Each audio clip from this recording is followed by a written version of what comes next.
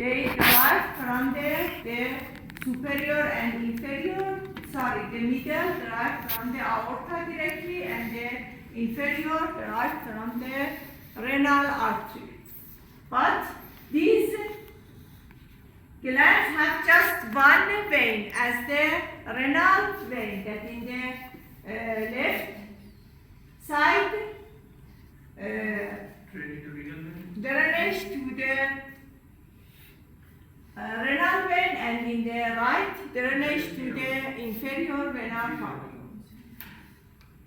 The arteries, as you see here, again schematically, as you see here, penetrate the capsule in different parts and finally have some branching as arteriole, and finally the sinusoid, and go to the deepest part of the glands. If we prepare a session from the glands, we can identify macroscopically and also microscopically two parts as adrenal cortex and adrenal medulla. That as you see here, the adrenal cortex in the fresh tissue have yellowish color and the medulla have reddish color. Why? Because the adrenal gland, as same as two pituitary glands, have two derivation. The cortex of the adrenal glands derived from the mesodermal layer in the back, in the close to the hindgut.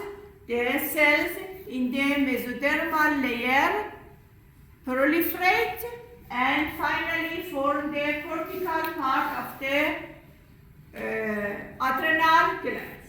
But for the development of the medullary part, some cells that you know them as the neural crest cells, that if you don't forget them, we didn't forget them and memorize them, these cells located in the edge of the neural folds, that after the formation of neural tubes, these cells, the neural crest cells, can do migration to other part of the body, such as the medullary part. The cells from the neural crest in the thoracic part migrate and invaginate to the cortical part and finally form the medullary of the adrenal glands.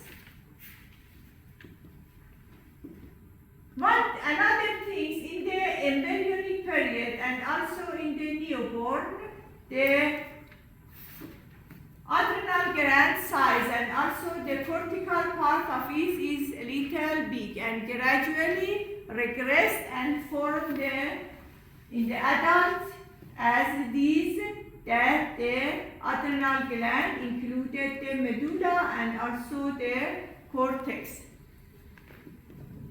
The medullary part derived from the neural crest cells. Neural crests are one part of the nervous system. Thus, these cells also act as the neurosecretory cells that controlled by the sympathetic nerves, that also in some texts name them as postganglionic cells in the medullary parts.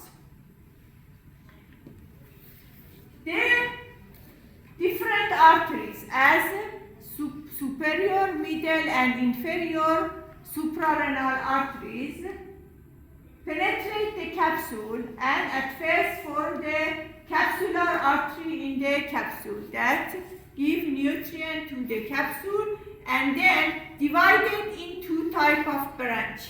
Some of these branches form the cortical arterioles that go to the cortical part and finally form the sinusoid around the cells in the cortex, and some of these arterioles without any branching in the cortical part insert and go to the medullary part and for the medullary arteriole or medullary plexus.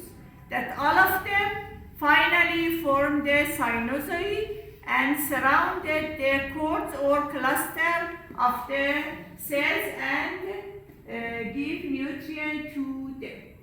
The adrenal gland circulation have one exception in the medullary part.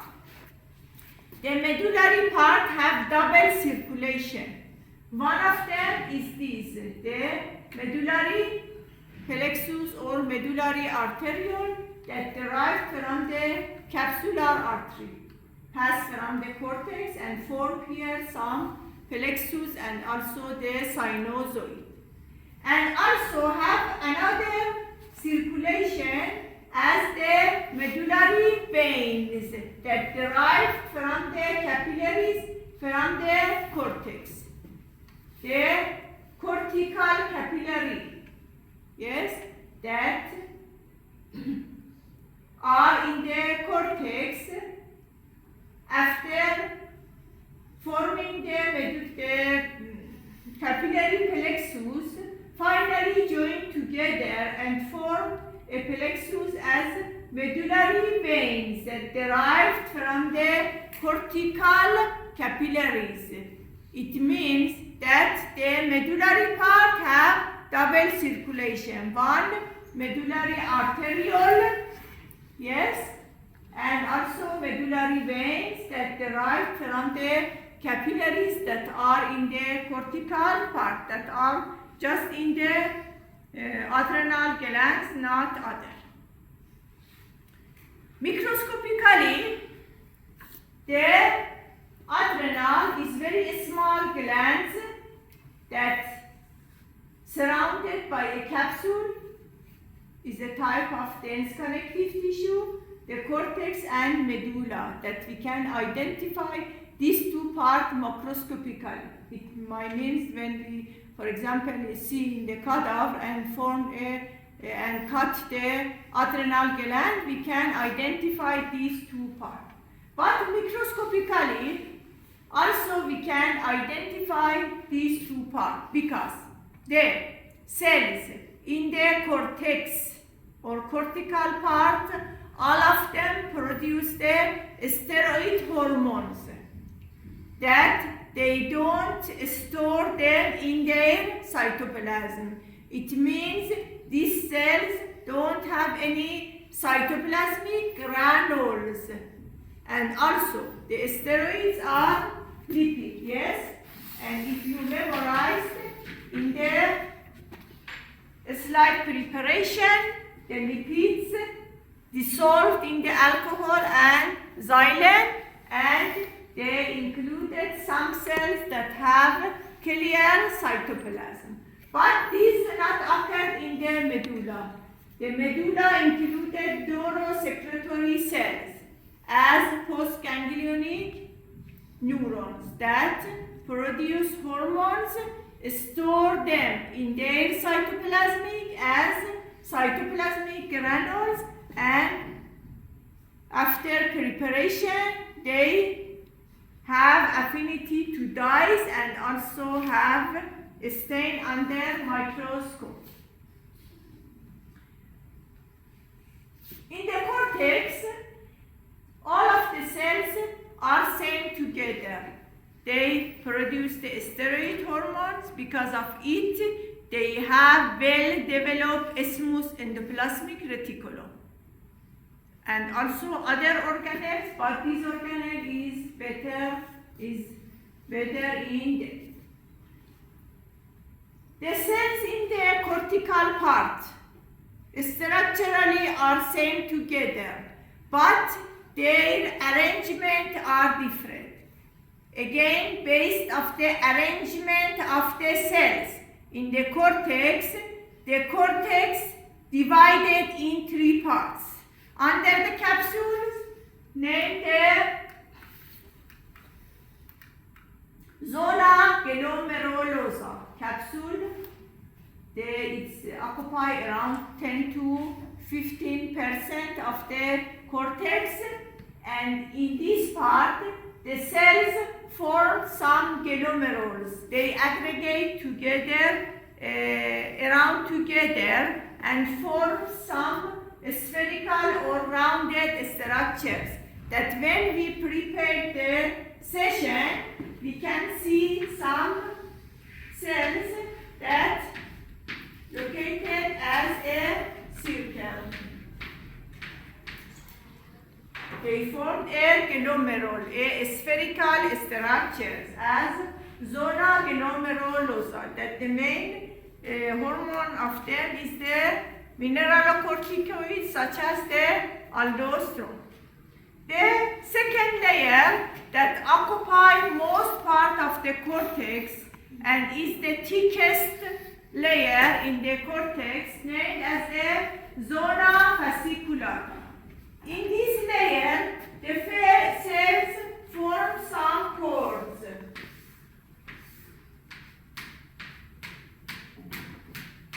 But not parallel together, but as this, yes? They form some cords that, because this part is the biggest one, we can identify better the cells here. That occupy most part of the cortex and produce the glucocorticoids such as the cortisol. And the deepest layer in the cortex is the zona reticulata. They formed a reticulum, a network. They don't have any special arrangement, yes, located in different directions. The cells in this layer are smaller compared to other one. Because of it, the nucleus number are more here compared to other two layers. Occupy around 10% and they produce a little amount of the androgen in the male and females.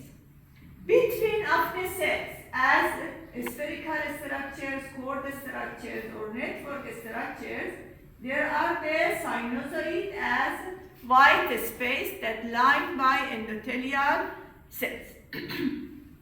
And also you can see here the structure, microscopic structures of the cells that produce the steroids. They have the clear cytoplasm. They don't store any hormones in their cytoplasm. They don't have any cytoplasmic granules. And they are very similar to the adipocyte because the droplet of the steroids dissolved in the alcohol, remove them, and just we can see the citation of them. In the another picture, the capsule zona glomerulosa, they form some round structures. All of the white space, all of them are the sinusoid. Zona fasciculata, the cells arranged as some fascicles, as reticulum or network, and finally the medulla.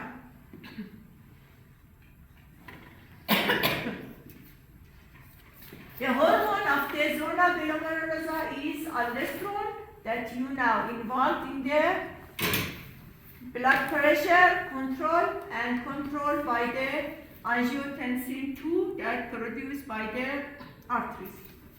Zona fasciculata produce the cortisol and controlled by the pituitary ACTH, and zona reticularis produce a little of the androgen and also controlled by the ACTH of the pituitary glands.